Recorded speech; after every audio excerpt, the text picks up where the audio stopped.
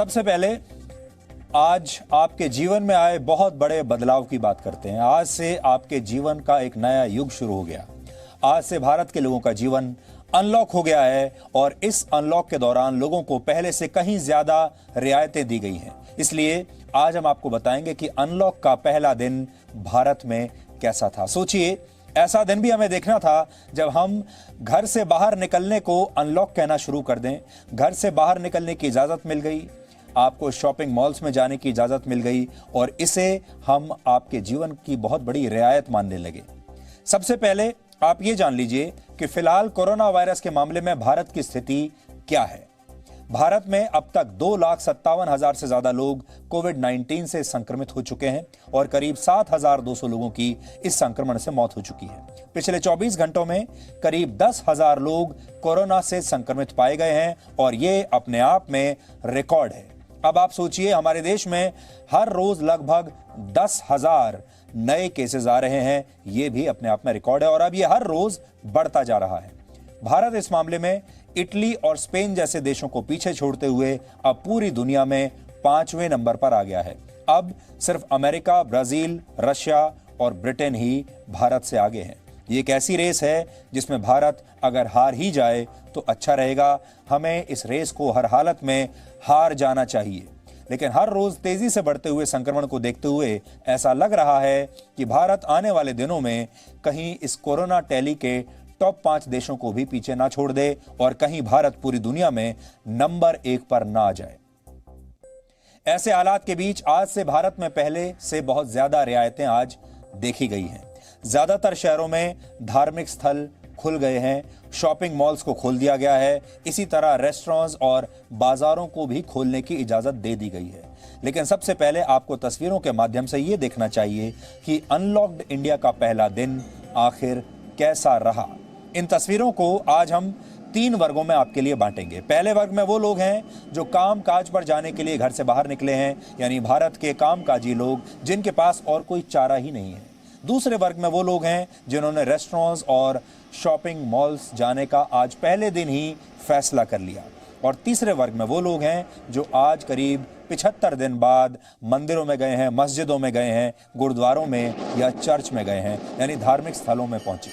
सबसे पहले काम काज पर जाने वाले लोगों की बात, क्योंकि सबसे ज्यादा मजबूर यही लोग हैं। क्योंकि काम काज पर नहीं जाएंगे तो फिर खाएंगे क्या, किश्तें कहां से भरेंगे। ये भारत के मध्यम वर्ग की सबसे बड़ी मजबूरी है। इसलिए कोरोना हो या ना हो, कितना भी खतरा हो, इस वर्ग को अपने घर से बाहर निकलना ही पड़ेगा। और सोशल डिस्टेंसिंग की जो बात है वो शायद इस वर्ग के लिए बनी ही नहीं है। क्यों नहीं बनी है आपको बताएंगे। मुंबई, दिल्ली और कोलकाता जैसे महानगरों में सुबह सुबह वो लोग अपने घरों से बाहर निकले जो अपने अपने दफ्तर जाना चाहते थे या काम पर जाना चाहते थे। बस की यात्रा के लिए सोशल डिस्टेंसिंग के तमाम नियम बनाए गए थे, लेकिन मुंबई जैसे शहरों में कुछ ही मिनटों में लोगों का संयम टूट गया और इन नियमों की धज्जियां उड़ गई।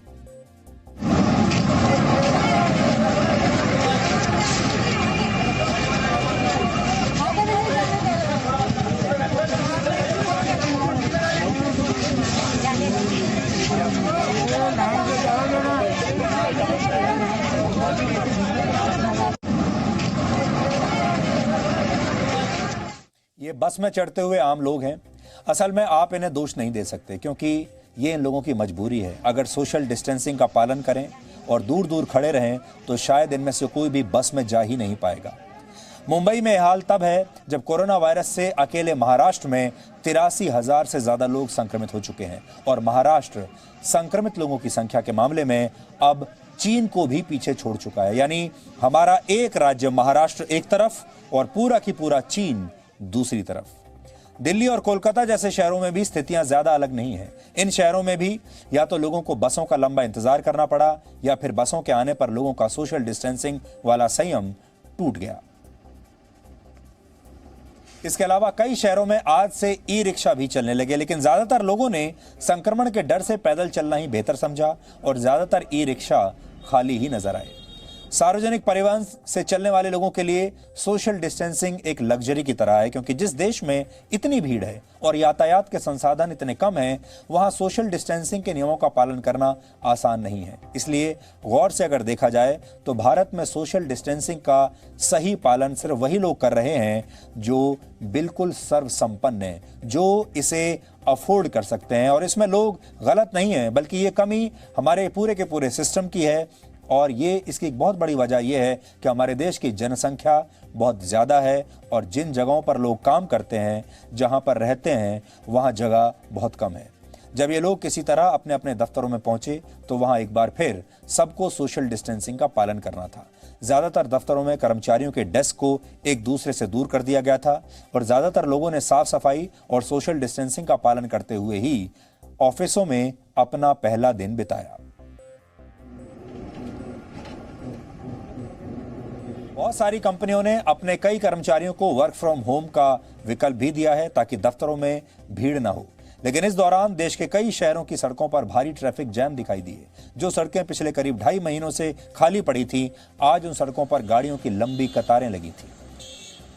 कुल मिलाकर जो लोग कामकाज पर लौटने वाले वर्ग में शामिल थे, उनके लिए आज का दिन वैसा ही रहा जैसा लॉकडाउन से पहले हुआ करता था। सिर्फ अंतर इतना था कि आज सबके चेहरे मास्क से ढके हुए थे और दफ्तरों में एक दूसरे के करीब बैठने वाले कर्मचारी एक दूसरे से दूरी बनाए हुए थे। लेकिन संघर्ष में कोई कमी नहीं आई। संघर्ष सड़कों का वैसा ही था। बसों में जो लोग जाते हैं उनका संघर्ष वैसा ही था। हर जगह संघर्ष उसी तरह का था जो लॉकडाउन से पहले का था। अब बात उस वर्ग में शामिल लोगों की करते हैं जिन्होंने अनलॉक होते ही सबसे पहले शॉपिंग मॉल और रेस्टोरेंट्स जाने का फैसला किया। हमारे देश में ज्यादातर शहरों में रेस्टोरेंट्स कुछ नए नियमों के साथ आज से खोल दिए गए। उन नियमों के साथ अब रेस्टोरेंट में खाना खाने का अनुभव भी पहले जैसा नहीं रहा, यानी यहां भी जीवन बदल चुका है। उदाहरण के लिए आप बेंगलुरु के एक इस रेस्टोरेंट को देखिए। इस रेस्टोरेंट में खाने की टेबल पर शीशे की दीवारें लगाई गई हैं ताकि लोगों का एक दूसरे से संपर्क न हो, यानी शीशे के पार्टीशंस बना दिए गए हैं। इस तरीके से ये है नया जीवन। इसी तरह कई रेस्टोरेंट्स में एक टेबल पर 2 ही लोगों को बैठने की इजाजत दी गई, और वो भी तब जब इनमें कोरोना वायरस के लक्षण न हो। बहुत सारे रेस्टोरेंट्स में तो कर्मचारी पीपीई किट पहने हुए भी नजर आए।